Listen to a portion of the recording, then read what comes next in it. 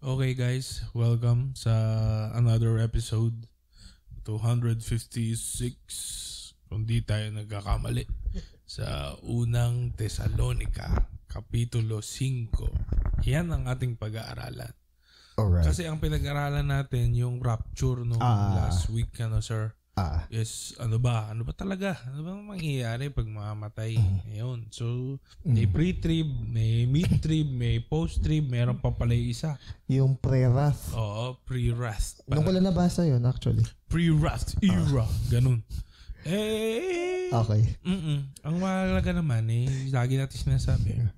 Mapa-pre ka man, mapa-post, mapa-mid, ready ka. Oo. Actually, yun yung pag-uusapan dito. Yung Yung readiness ng Christian. Sige. Simulan na ba natin? Ikaw. Baka saglit lang to kung gano'n. Ikaw. Okay lang din. Okay. Yan naman sa habayan ng episode. Pero kasi, more on laging nasa 1 hour tayo. Okay. Kala ko mag-a-ask ka ng mga social Oo nga, ano bang climate, natin? whatever Ano bang like that. meron ngayon sa Pinas? Corruption sa minsan nagalit tayo, no?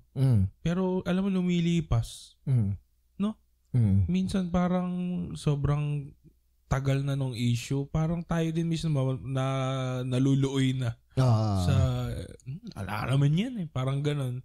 Minsan nawawala na ng gana yung tao. Yung zeal natin nung una na kailangan matigbo yung mga yan.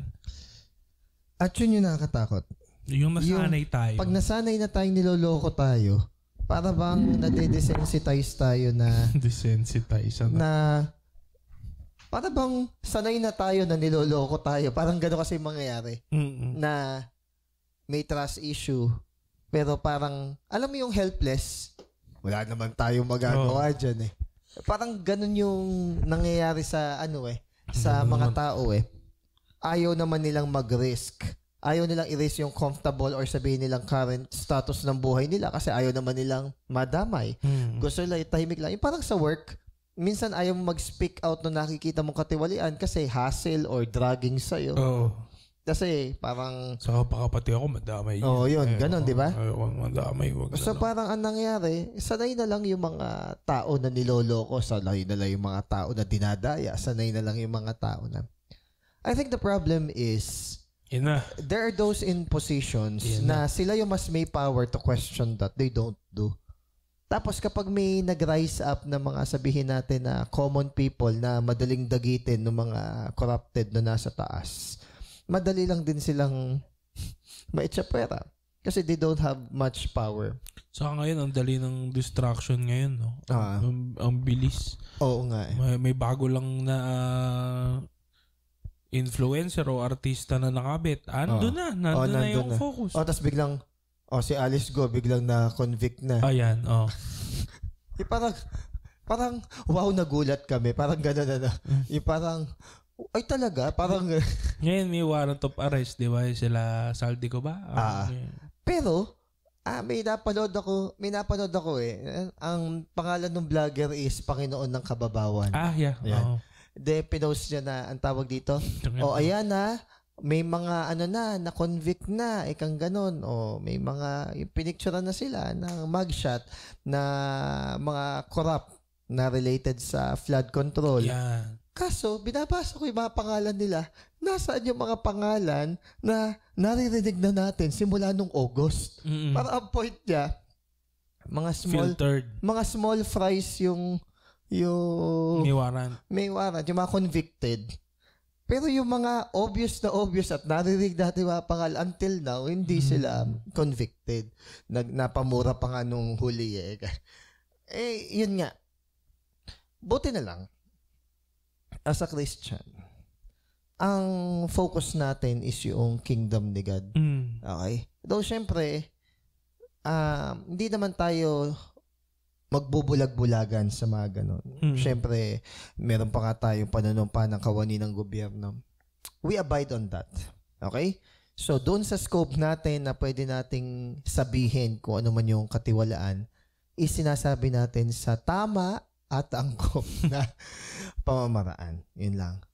Basta ang wag lang sana mangyari is yung tayo yung mag-assert ng violence na hindi naman dapat. Kasi dahil parang magalit tayo. Anong take mo doon? Dapat galit ka. Di ba may ganun movement? Galit tayo sa kasalanan. Okay. Galit tayo sa katiwalian. Pero, iba kasi ang pamamaraan ng Diyos to counter yung particular na gano'n na culture. Tandaan natin na medyo iba ang technique. Kaya nga nung dumating si Jesus, akala nila parang yung political messiah na wawasakin yung Rome. Hindi eh. Social issues ang hindi eh. Ang pinermeate ni Jesus is yung spirit ng tao. Inner man. Yung inner man ng tao. Parang ganito eh. Kumbaga, imbis na patalisikin ko itong nakaupo, hindi baguhin ang puso ng mga mamamayan. Yes. Kaya nga ang nila, ina-affirm daw yung slavery. Hindi. Winiken nga. Halos nag-blur yung line between master and the slave. Kaya nga, pansinin mo, halos hindi na master ang slave ang datingan ni Onesimus at saka ni Philemon eh. Kung ang babasahin mo... Yung dynamics nung kung babasahin mo yung book ng Philemon eh. So, kumbaga, na-weaken niya. Siguro yun yung mainam, yung unti-unti, ma-weaken yung worldly structure. Tapos ma-translate siya from kingdom of darkness to the dominion of darkness to the kingdom of light. So, ibig sabihin, iba ang atake at pamamaraan ng Diyos. For we do not wage war against flesh and blood.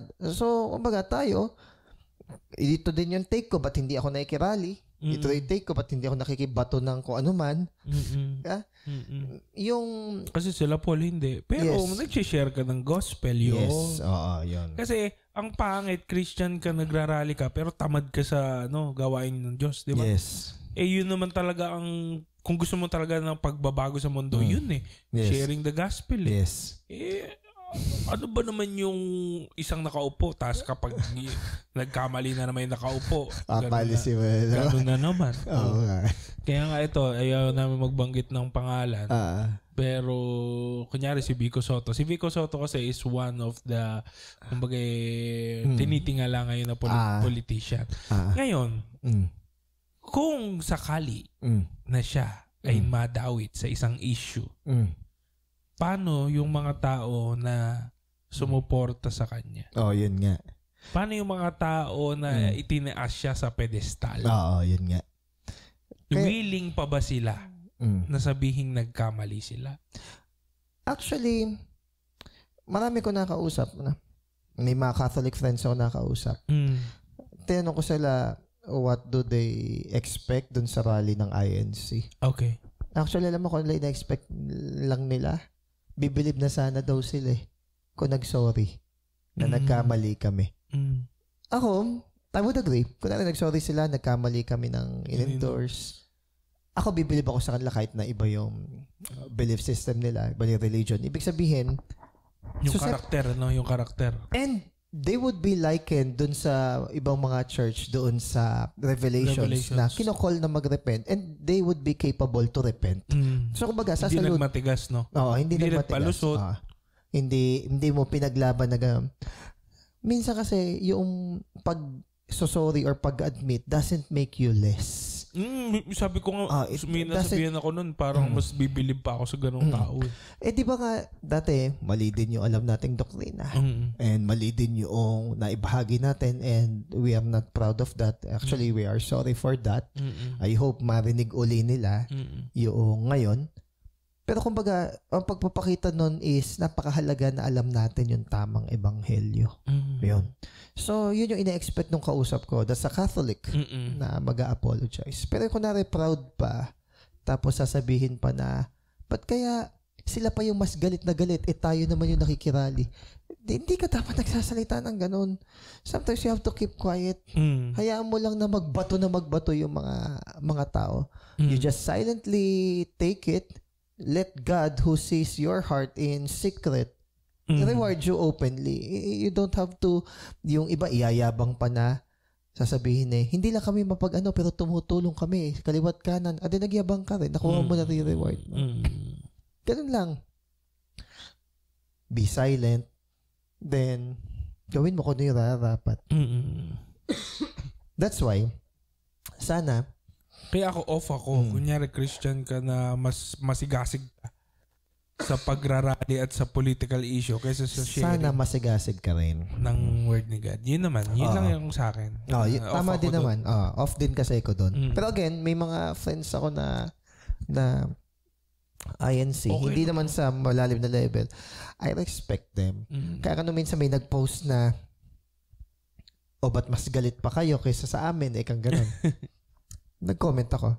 Ito sabi ko. Sino ba yan mga sinasabi mong galit at nagsasalita against or nakikigalit sa inyo? Itag mo na kasi. Sabi kong ganun. Wala naman silang maitag. So, ibig sabihin, baka iba-imaginary. Hindi. Keyboard warrior lang or imaginary lang or feeling lang na yun ang generalize. Feeling api, gano'n. Nag-comment, friend ko yun. Kinomento ko talaga.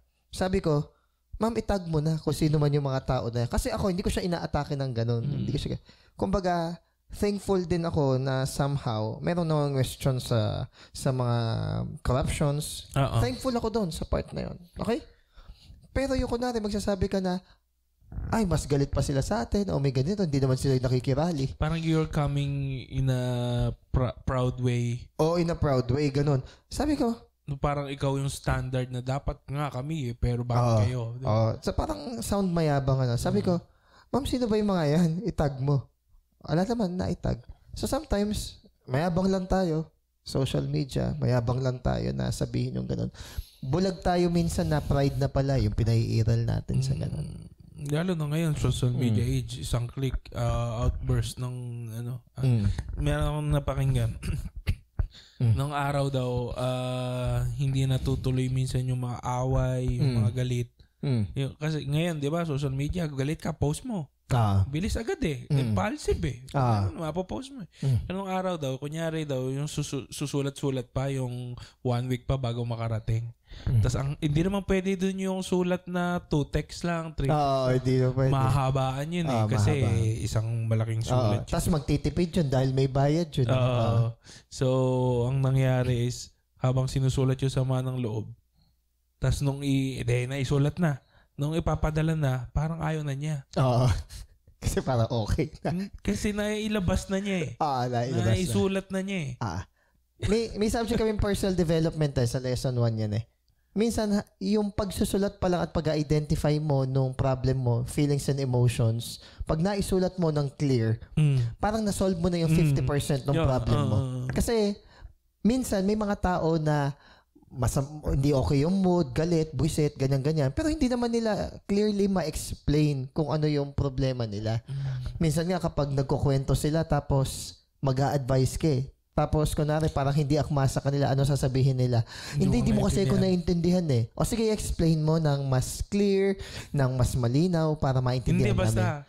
Di ba? Hindi rin kasi nila alam.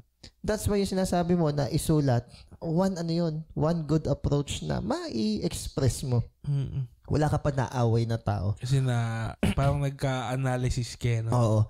Kaso nga lang na-identify mo, kaso nga lang kasi ngayon, ang sulat, ginadaan sa social media.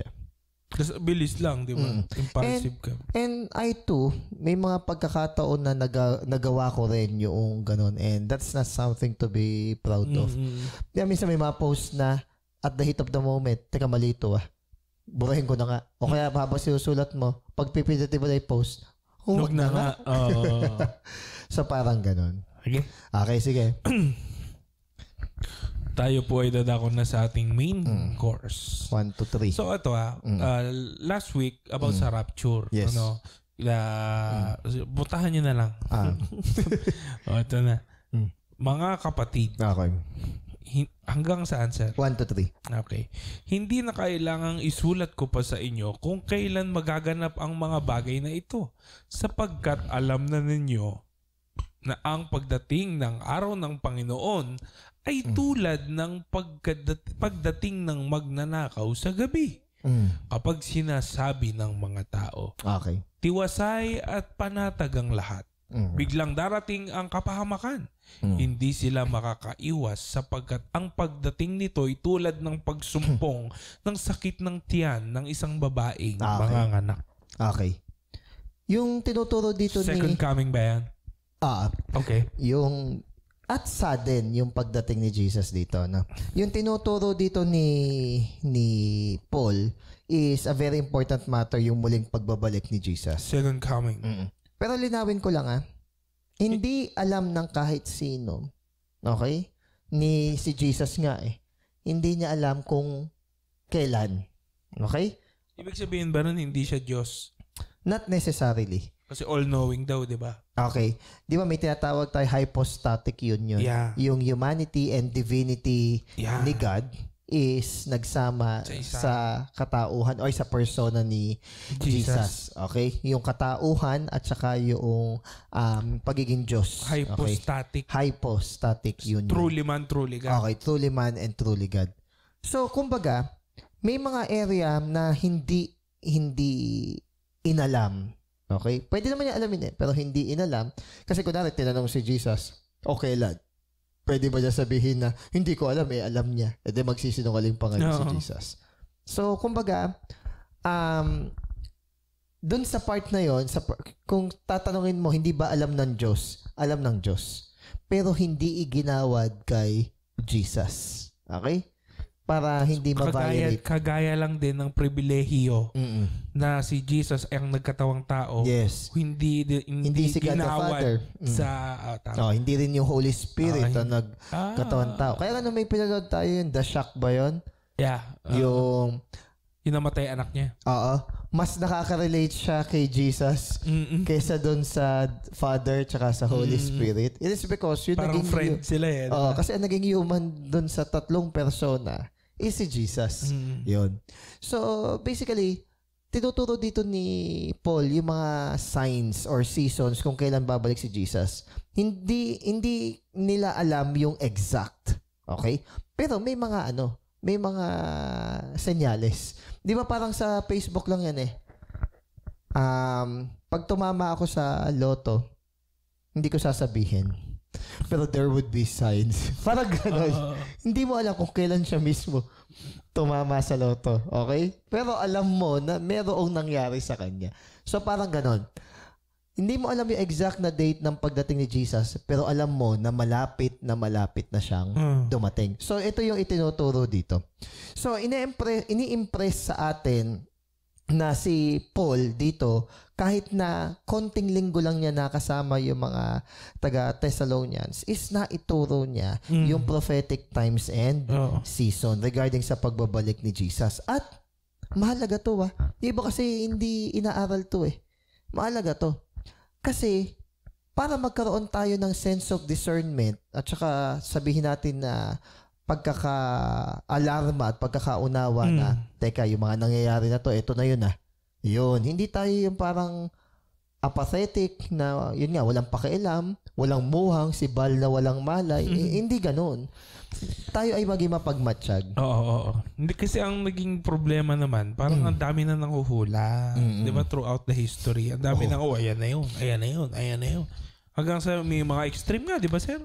Jehovah's Witnesses, nag-prophesy sila kung kailan babalik si Jesus. Oo nga sinabi na kaso, hindi nila inadmit na namali sila, ginawa nila ng explanation yun. Lumusot. Okay, parang sa spiritual realm daw bumalik. Wala namang biblical talaga na basis yun.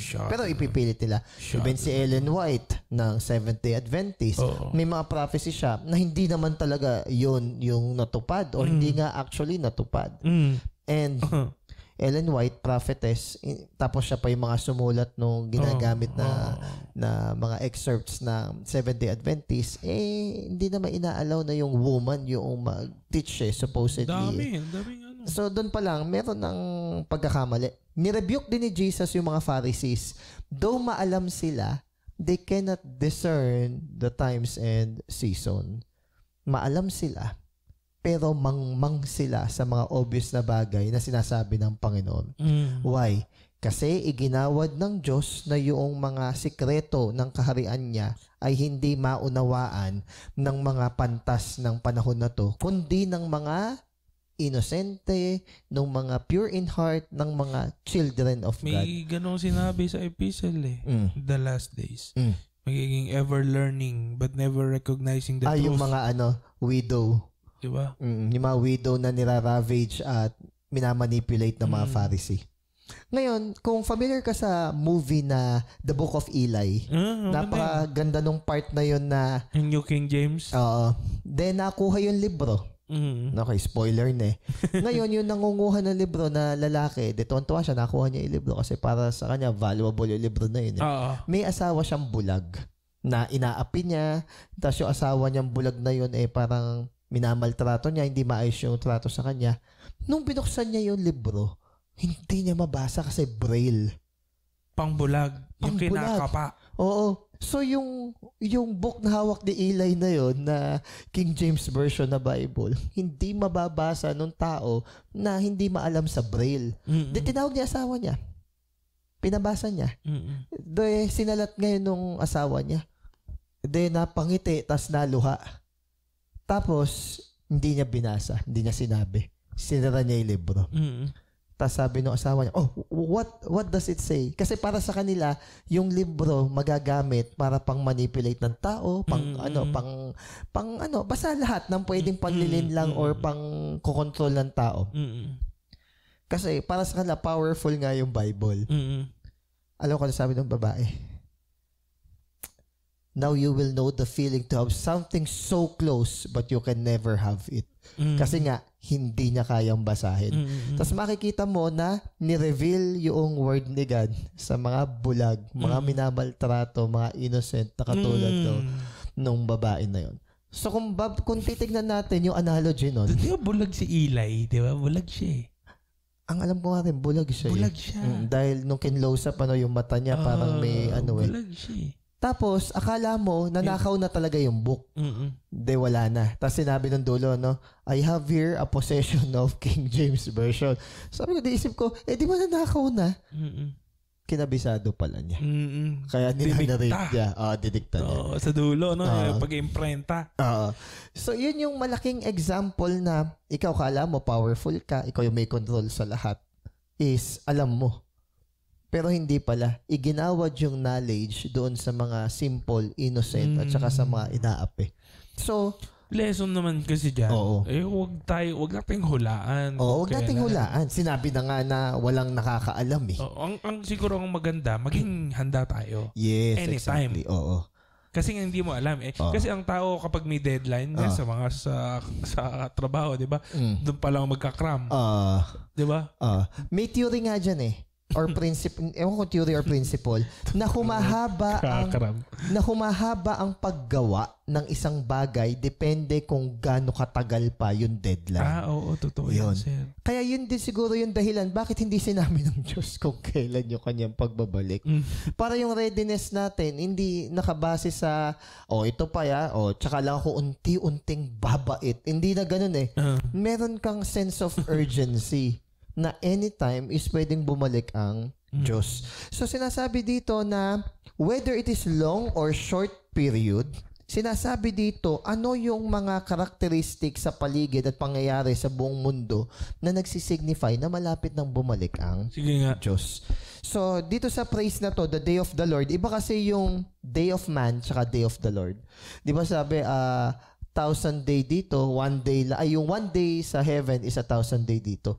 Kaya nagkaroon sila ng wrong thinking or sabihin natin haka-haka na okay, ganito daw araw, a day, ganito, ganyan-ganyan. So nag-compute sila kaya sa year 2000 yun na, hindi. Wala nga So wag nating ipilit alamin yung exact date. Instead, i-make sure natin na kahit kailan dumating yun. Sarili mo. Ready tayo. Yung sarili mo, i-prepare mo. Yes. So, it does not refer, itong binabanggit din dito, it does not refer to a single day, season. Pero alam mo kasi yung yung mga ganyan, madaling magpa-control ng tao. Kokontrol mo yung tao diyan. Wala, dadating na si God next year. Kasi ito yung problema. Pag nagpalit yung taon at hindi nangyari, tapos pipilitin pa nila i-twist ulit. Ganun yung iba religion Nanghula sila para ipilit na hindi mali. Yun yung reason bakit may mga religion na sana is na itama na nila yung kanilang congregation kay God.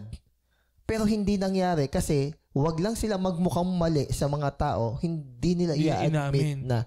Unlike dun sa Revelations na out of 7, 5 dun pinagre-repent ni God.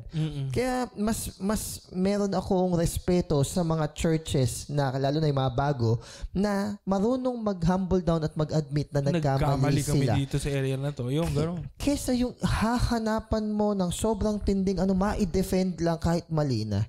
Yun yung nakakaawa. Mailusot lang. Na mas takot silang mawalan ng congregation kaysa mawala kay God. Uy, alam mo na nawala kay God yun kapag takot sila na mawalan ng congregation. So, sabi dito, walang sino man ang pwedeng makapag-set talaga ng date. Ngayon, pag sinabi nilang kapayapaan at kaligtasan, yung sudden destruction darating sa kanila. So, yung mga taong palaks-laks lang, aabutan sila ng destruction.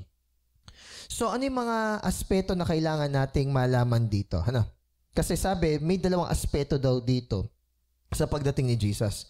Unang aspeto is yung pagdating niya ay unexpected hour. Tapos, the other one is positively predicted through the season. Pero hindi yung exact day. Next, one coming is to a business as usual world. The other is to a world in cataclysm. So, tinuan natin ng mas madaling unawaan. Yung unang pagdating niya is yung dadagitin niya yung mga tao in rapture. Yun yung una. Yung last week. Yun yung unang pagdating ni Jesus. Kasi 2 aspeto daw yung pagdating ni Jesus. Una yung pagdagit niya. Yung pangalawa, yun na yung, kung di na nagkakamali, yun na yung judgment kasama yung mga santo. Ayun. Yung una binabanggit sa 1 Thessalonians 4, yung pangalawa sa Zechariah 14:5. The other is him coming with the saints. Kasama na niya yung mga santo. Ngayon, saan daw inahalin tulad para sa isang babaeng buntis na malapit ng manganak? Anong implication nun kapag humihilab na yung tiyan ng isang buntis? Una, certainly maanganak to. And suddenly, is bubuksan yung bahay bata. Tuputok ang tubig. And number 3, irresistible. Pwede ba naman na, sorry sa term parang tae ba yan na para pipigilan mo pa? Kahit nga yun hirap pigilan. Oo nga. May mga accounts na, kunwari sumiar lang tapos nailabas na Hindi ganun kagrabe Pero meron namang iba na hirap ilabas. Yun. Parang nakatayo lang, parang umihi lang. Ay, may napanood akong nun. Nakatayo lang siya, Parang may daw siya. Parang may mental disorder. Okay. Parang, Pinoy? Hindi, parang ewan kung Chinese or something. Meron nun parang reels sa umupo lang siya, parang iihi, lumabas na yung bata. Siguro, may may mental health problem yung tao na yun. But ang point is, hindi mo talaga mapipigilan. Okay. So parang ganun daw yung pagbabalik ni Jesus. Yes. Okay. Tapos, ang binabanggit... May sign, pero... Yes, may sign. Ngayon, sabi dito, darating siya parang isang magnanakaw sa gabi. Ano ba sir yung mga kadalasan na alam ng mga tao na ay sign yan, ay sign to, ay sign yan? Then yung mga sinasabi ni Jesus, there will be wars and rumors of wars. Sa mga tao ngayon. Yun sa global aspect yun. Sa mga tao naman, ang titignan mo sa kanila behavior. In the last days, yung the love of many will grow cold, tas yung man magiging lovers ng sarili nila. Ano yung trend ngayon? Self-help, self-love. So medyo kabahan tayo kasi puro self. Selfish yung tao. Para bang ako naman muna. Deserve ko to.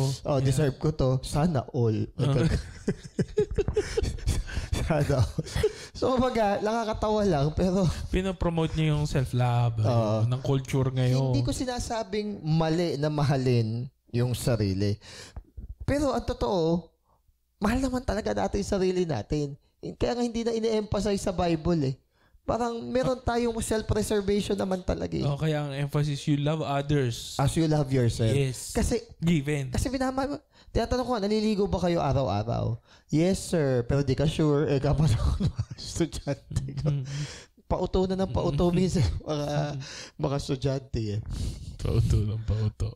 Bakit ka mo, Kunwari may nag-post ng picture kabarkada nila, bibiruin nila. Lalaki yung, kunwari, yung kabarkada nila, post ng picture, tapos kagalang-galang. Lalaki yung magko-comment, bro, ang yummy mo, ganyan. Sabi ko, nung time namin, hindi kami magko-comment ng ganyan. Una, bakla ka ba? Pangalawa, napakasalahula naman nung ganun ko. Ano yung kako tinikman? Tatawa lang sila. Pero sinasabi ko, ganyan kako kabold. Sabi ko, ganyan kako kabold, kakanal, at saka sabihin natin kasalahula yung trend ngayon, na yun dapat nakakahiyang sabihin. Parang normal na lang. O ano pa kako yung ibang mga trend nyo? Yung nakahalumbitin kako sagda na pwedeng, ba't kinagaya kako ninyo? Yung thirst trap. Ganun. Isa pa yun. Ba't kailangan mo pa thirst trap? Sabi gano'n, hindi ka ba mahal ng mama mo? Tatanong ko gano'n eh. Sa social media kasi parang the era of likes. The era of followers. Ang tawag dyan ay social media metrics.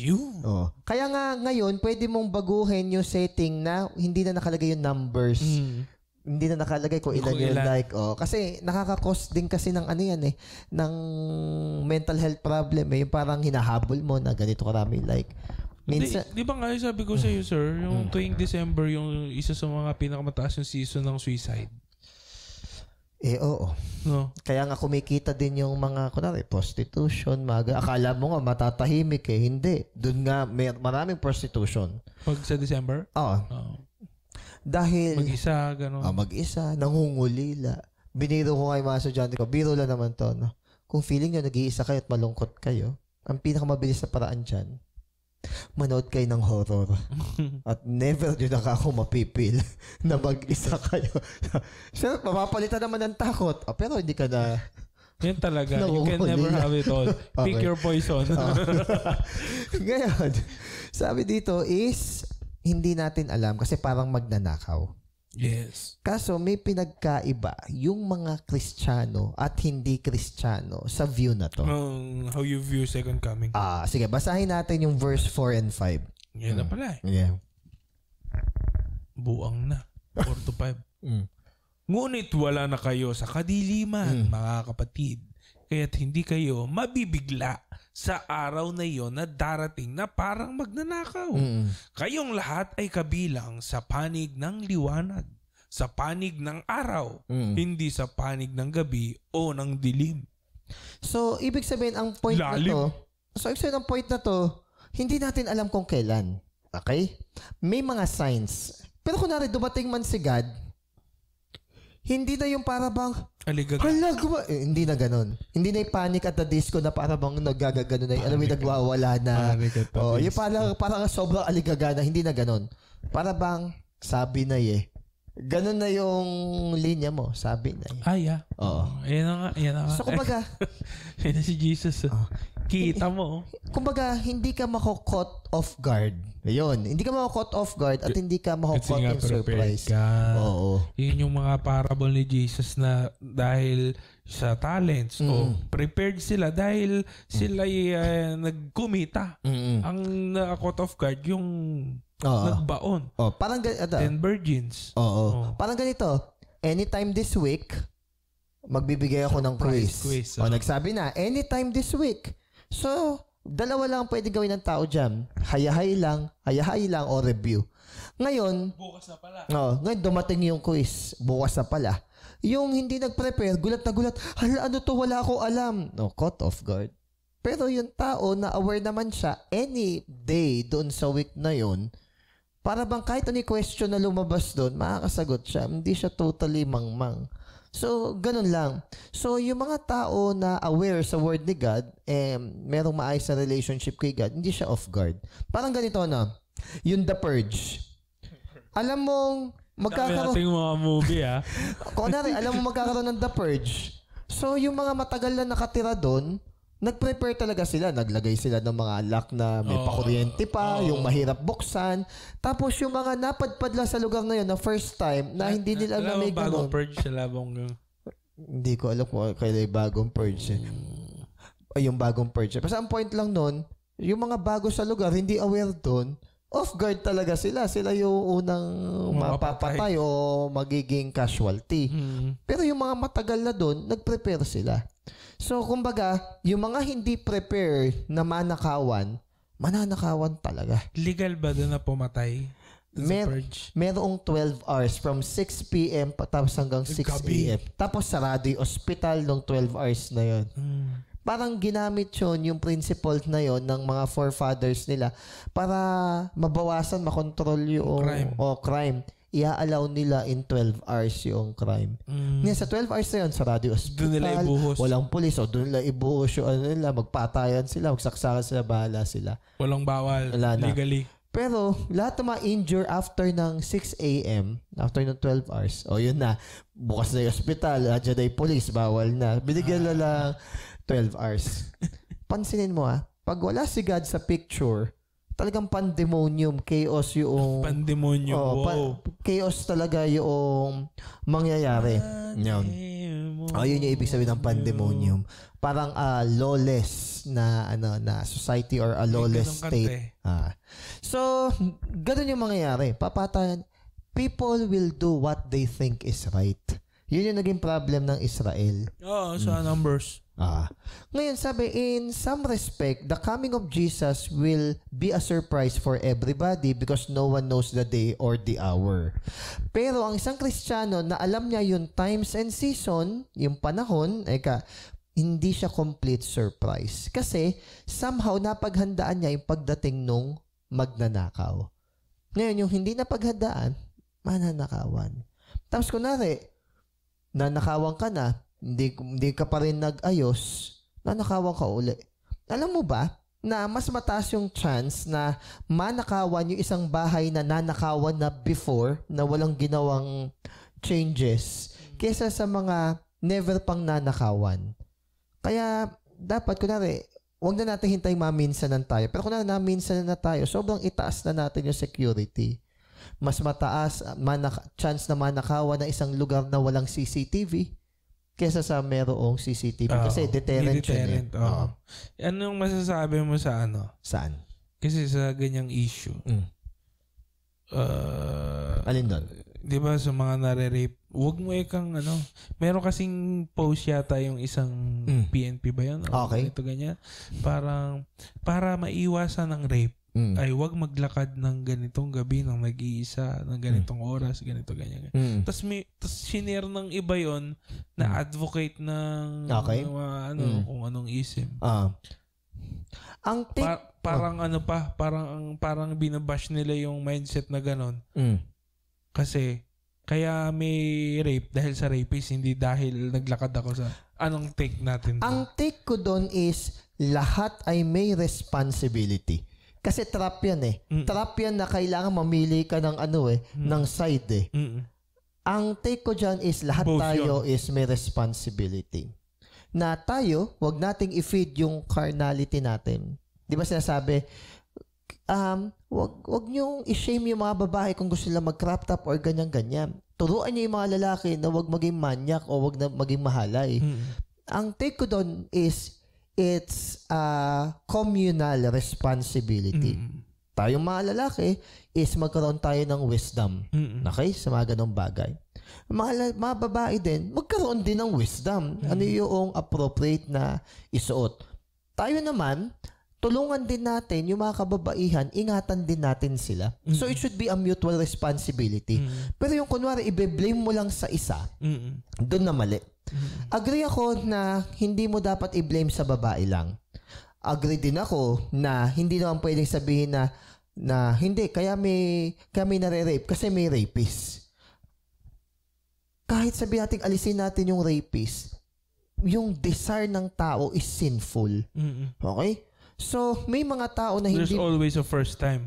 Sige, tanggalin natin rapist. Ano ang point ng thirst trap? Ano ang point ng pagpapaganda? Ano yung point noong pagme-makeup? Di ba to attract? Sabihin lang, hindi to express myself. Sige. If 100% kaya mong sabihin sa sarili mo to express yourself, pero ni 0.001% wala kang kaunting desire na matuwa ka kapag may nagkagusto sa'yo. Sige, maniniwala ako. Pero kung lolokoy mo yung sarili mo na wala kang kahit a hint of desire na magustuhan ka, kaya mo ginawa yun, dapat maintindihan din natin na hindi lahat ng tao is katulad mong mag-isip. So, kunwari sa'yo, ine-express mo lang yung sarili mo, but other people don't think like that. Tinatanggap natin na may individuality yung isa. Yung bawat isa, di ba? So, kumbaga, tapyasin natin yung chances na maka-attract tayo ng mga maling tao. O, again, sabihin na, hindi, wala na magaganyan kung wala yung mga ganun tao na yun eh.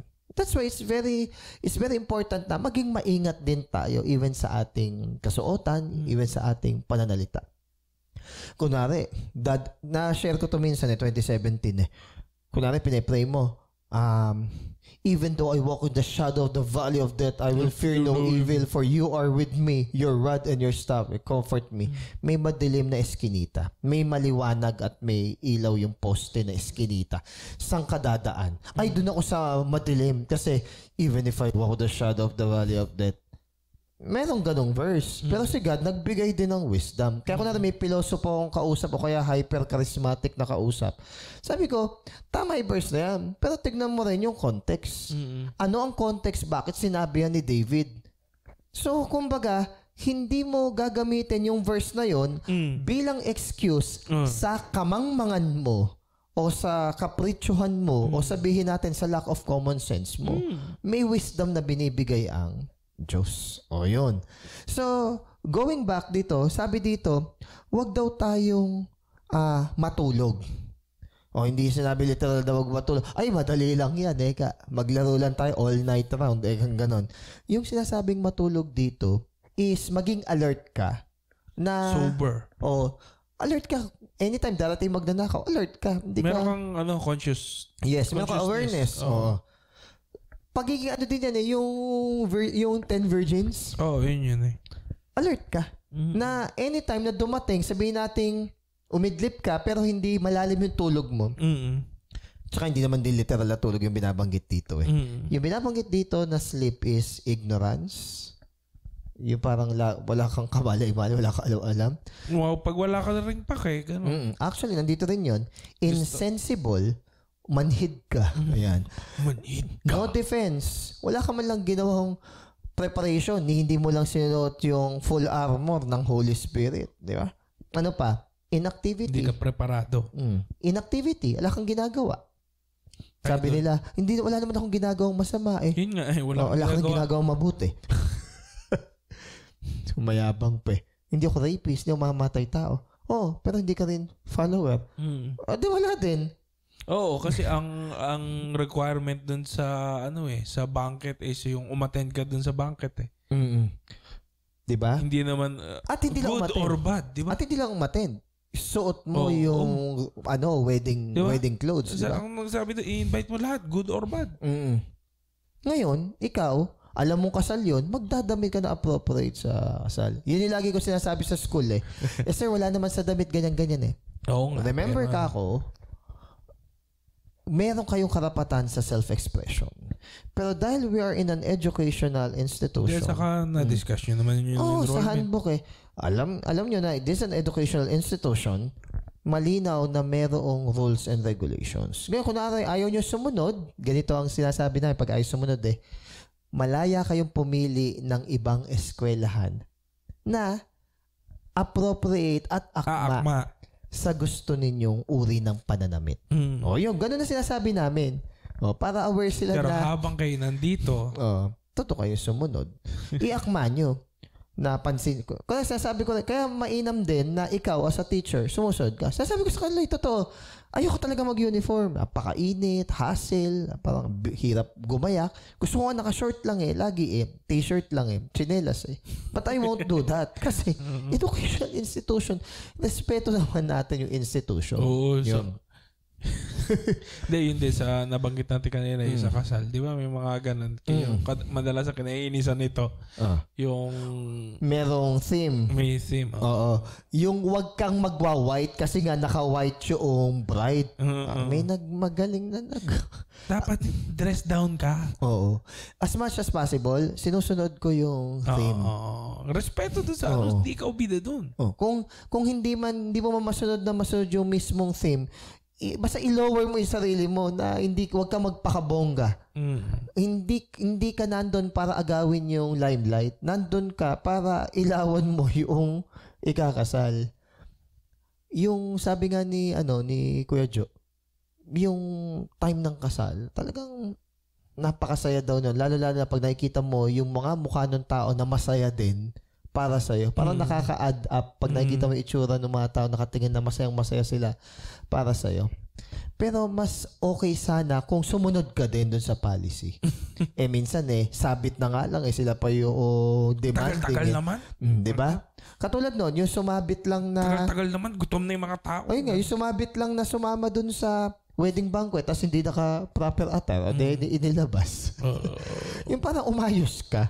Diba? Hindi na nga ikaw yung original. Pumino ka. Oo, hindi na nga ikaw yung original na invited Lumugar ka. Oo. Diba, hindi rin naman yun yung original na mga inimbitahan Diba, may mga unang inimbitahan Oo, pero ayaw So, kumbaga, dahil kayo na yung sumunod na inimbitahan, maging prim and proper naman tayo. Ganun. Etiketa. Hindi yun tayo pa yung maangas na pangalawa na nga lang tayo inimbitahan, tayo pa yung magyayabang. So, pag sinabi din ditong sober, sabihin, hindi ka lasing, clear yung mind mo. Clear yung mind. Pero hindi naman sinabi pag sober ka, hindi ka na humorous. Nga pala, hindi porket humorous or mahilig ma-joke o masiyahin, hindi naman ibig sabihin nagkakasala ka. Okay, pwede naman na funny ka and entertaining ka. Tingin mo sa mga Bible characters, sino yung pinaka-jolly? Pinaka-jolly? Sino ba? Pero si Jesus, no? Isa din. Si Jesus, yes. Isa pero din, no? sa tingin ko si kapatid ni Peter, si Andrew. Siya, dahil nasa na-portray ba sa The Chosen? Hindi naman. Isipin mo kung may kapatid ka na maangas, authoritative, parang hindi naman bagay na yung kapatid mo rin ganun din ugali. Kasi pagpapansin... Bumalansi ka. Parang pansin ko kayo sa magkakapatid Oo, kasi si Andrew yung di ba siya nag-aya Siya nga yung mas friendly di ba? Sa tingin ko si Andrew yung mas masayahin. Pero sa tingin ko si Paul din. Kasi sinabi niya, rejoice in the Lord always. And again, I say, sa Old Testament rejoice. Kaya sino? Nang alam ko lang yung si Isaac, tawa. Yun ang ibig sabihin nun. Kasi tumawa si si Sarah. Yun lang alam ko. Tumawa ka Sige. Pangalan na alak mo. Tawa. Parang ganito. Coffee lover ka pala sige, sa Christmas party. 3-in-1 ka sa akin. Tumbler. Coffee glass ka sa akin. Coffee bag. So pa. Kaya naniniwala ko si God. Masayahig Diyos. Siguro sabi na kay Sarah, tumawa ka Sige, alak mo. Tawa. Tawa ka pa more. Tsaka tumatawa tayo We are created in the image and likeness of God. At merong verse sa Psalms na, the one who sits on heaven laughs. The one who is enthroned in heaven laughs. So, tumatawa ang Diyos. Siguro ay kanyang gano'n doon sa mga hindi naniniwala sa Kanya na akala nila is makakaisa sila sa Diyos. Gano'n na. Yun yung kasi ng Psalm 4 ata yun, verse 2. The one enthroned in heaven laughs. Akala nyo So, niniwala ko, humor is sometimes okay naman basta right yung context. Ang iwasan lang natin yung mga green jokes, yung mga vain na ganun. Okay, sabi dito, pag sinabing sober, tayo ay maingat, tayo ay careful. Ngayon, pag sinabing sober, hindi tayo lasing, hindi tayo parang distracted. Kaya careful din tayo, Huwag tayong maging distracted ng mga worries of the world, at saka ng mga deceitfulness of riches. Isuot daw natin yung breastplate ng faith, love, helmet, the hope of salvation. So, kumbaga, yung faith, hope, and love, totoo sa atin. Kasi yun yung nagre-remain Bakit? Ano nga? Love, joy, hope pala yun. Okay. Yung kay Coco Martin. Hindi. Faith, hope, and iba ito. Love, joy, hope. Okay. So, hindi wishful thinking yung hope. Alam niya yung inaasahan niya. Alam niyang babalik si Jesus. Alam niya na merong judgment. Alam niya na merong signs. May mga seasons and times. Hindi tayo para bang tumataya sa loto na baka sakaling tumama. Hindi ganon. Sure na may darating. Yun yung hope Yung hope ang platform ng faith. Yung faith, footstool. Yung faith, wala siyang power kung walang hope. Anong sense nung may faith ka pero walang hope? Parang sinasabi mo lang naniniwala ka pero hindi totoo. Anytime hahanginin lang. Kaya important na merong hope. Important din na merong partner, no? Yeah, important din na merong love kasi yun mismo yung expression na at patunay na ikaw is anak ng Diyos. And they will know that you are my disciples if you love one another. 9 and 10, konti na lang. Ayan na. Hindi tayo pinili. Tama ba? 9 and 10. Hindi tayo pinili ng Diyos upang bagsakan ng kanyang puot, kundi upang iligtas sa pamamagitan ng ating Panginoong Jesucristo. Okay. Namatay siya para sa atin upang tayo mabuhay na kasama niya. Maging buhay man tayo o patay na sa kanyang muling pagparito. Ayun. Pansin mo, sabi dito, hindi tayo in-appoint sa pagbagsak ng galit ng Diyos. So, sabihin, hindi yun ang purpose niya. Hindi niya purpose na parusahan tayo. Pero gusto niya na matanggap o makuha natin yung kaligtasan sa pamamagitan ni Jesus. Ayaw nga ng Diyos namin mapahamak di ba? Kaya nga long suffering din si Christ. Ay, si God Di ba sabi, hindi yun kabagalan. Huwag natin isipin na kabagalan o pagiging pabaya ng Diyos na hindi niya agad pinaparusahan ng mga makasalanan. Binibigyan lang niya na opportunity and pagkakataon yung tao na magrepent, magbago, magbalik loob sa Kanya. Ngayon, dahil doon, whether we wake or sleep, we should live together with Him. So, ano ibig sabihin nun? Whether buhay tayo, or namatay tayo. Kaya walang walang inggitan Yung mga patay na, physically, tapos yung mga buhay ngayon, walang inggitan yan. Kasi, kung nananampalataya sila noon, na patay na, tapos ngayon, nabuhay tayo, nananampalataya, pareho lang tayo na we belong to the Lord. Yan nga yung dilema ni Paul Gusto na niyang makapiling si God in His glory. Pero, kawa naman to. So, kumbaga, may iwang kong mga immature. Yun. So, kumbaga, siya. Torn between siya. So, doesn't matter. We belong to the Lord. Kung mamatay ka man o mabuhay, kay Lord ang Diyos ang purihin. Ang Diyos ang mapapurihin. Whether we live or we die, we belong to the Lord. Last verse, 11. Dahil dito, palakasin nyo ang loob ng isa't isa at magtulungan kayo tulad ng ginagawa ninyo ngayon. Maganda pa rin naman dahil kinomed na ginagawa rin pala nila ngayon. Tapos take note hindi sinabi dyan na mag-take. Hindi sinabi dito take comfort na i-comfort nyo yung sarili nyo. Hindi sinabi, i-comfort nyo yung bawat isa. Okay, if you're going to share that sa buong congregation, hindi lang isa ang inuutusan na mag-comfort sa isang tao. Ibig sabihin, bawat isa sa inyo, i-comfort nyo yung mga tao na makakasalamuhan nyo. So, ibig sabihin, multiplicity ng comfort. Hindi siya yung, comfort nyo ako. Mag-comfort ka ng iba. O kaya naman, isa lang lagi yung nagko-comfort sa'yo or isa lang lagi kino-comfort mo. Hindi ganun.